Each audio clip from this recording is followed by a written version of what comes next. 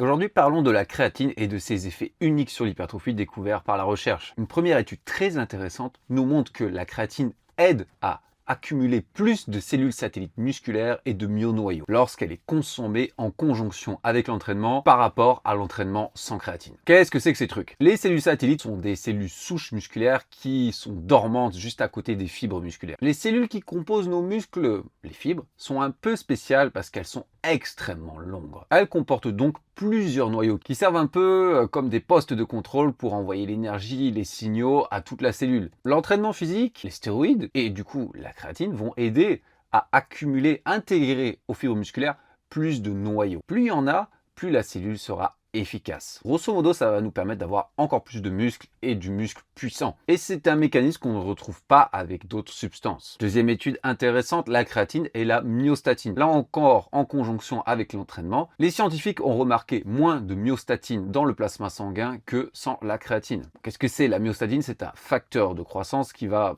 limiter la croissance musculaire. Le corps aime bien le muscle, mais pas trop. Ça demande beaucoup d'énergie, c'est compliqué de l'entretenir et ça met un stress important sur le cœur et nos organes. C'est ça qui va nous empêcher de créer du muscle à l'infini, à l'infini et à l'infini. Même en prenant des stéroïdes, la myostatine est présente et c'est ça qui va vous empêcher de devenir vraiment boursouflé, gigantesque. Certains animaux, comme par exemple la vache Belgian Blue, présentent une anomalie génétique qui fait qu'elle n'a pas autant de myostatine. Mais les éleveurs les ont accouplés entre eux pour qu'au final cette race n'a plus ce gène.